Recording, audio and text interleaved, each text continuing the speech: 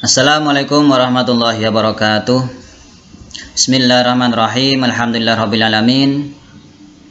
Pada hari ini kita akan mempelajari tentang hadis, yaitu hadis arba'in yang kelima.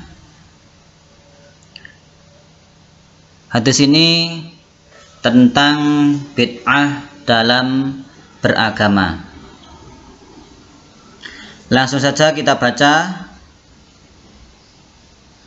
An ummil mu'minina, dari ummul mu'minin ummi abdillahi ummu abdillah Aisyah radhiyallahu anha qalat. Aisyah radhiyallahu anha dia berkata.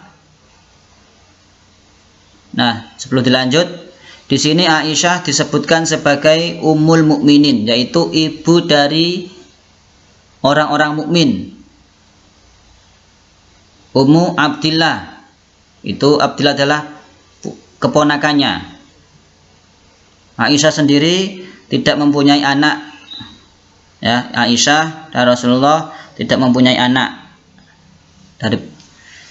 Namun dalam hadis ini Aisyah dikatakan sebagai ibu dari orang-orang mukmin, yaitu ibu dari seluruh atau semua orang-orang mukmin.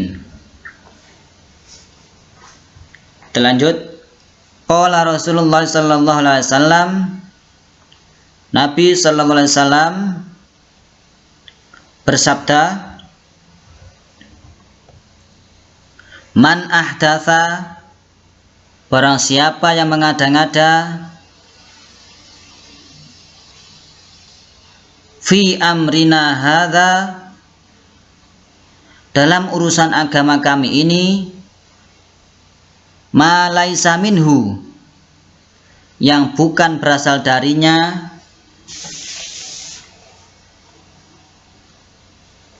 maksudnya darinya adalah perbuatan-perbuatan tersebut dinilai ibadah tetapi tidak bersumber dari ajaran Islam dan tidak memiliki landasan yang jelas, atau lebih dikenal sebagai istilah bid'ah.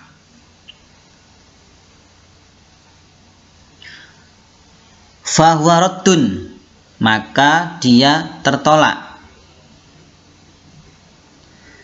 Rawahul Bukhari wa Muslim wa fi riwayatul Muslimin, diriwayatkan oleh Bukhari dan Muslim. Kemudian dalam riwayat Muslim yang lain disebutkan, man amila amalan, barang siapa melakukan suatu perbuatan ibadah,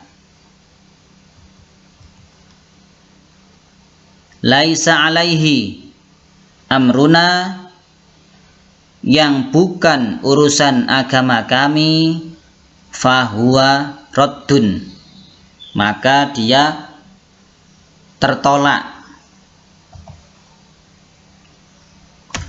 Penjelasan dari hadis ini bahwa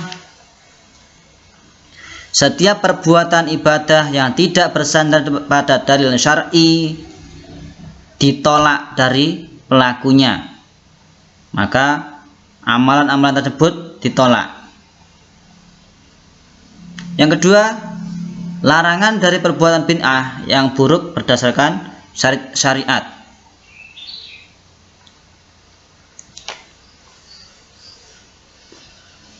Di semua amalan perbuatan yang dilakukan oleh umat yang dulunya tidak pernah dilakukan oleh Nabi Muhammad, maka amalan tersebut dikatakan bid'ah, ya, dan tidak boleh dikerjakan.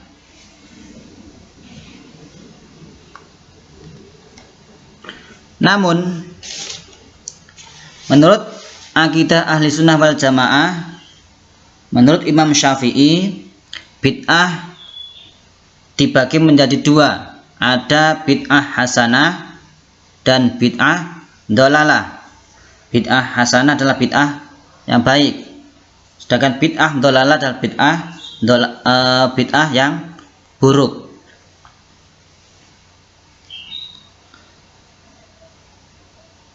Dari dua pembagian bid'ah tadi, hasanah dan dhalalah, meluas lagi pembahasannya, yaitu bid'ah, ada bid'ah wajib, ya, ada bid'ah sunnah, bid'ah makruh, jaiz, dan bid'ah haram. Dijelaskan oleh Syekh Dr. Hisham Kamil Hamid Musa, yaitu imam khotib dari Mesir, bahwa bid'ah itu ada 5. Pertama, bid'ah wajib. Contohnya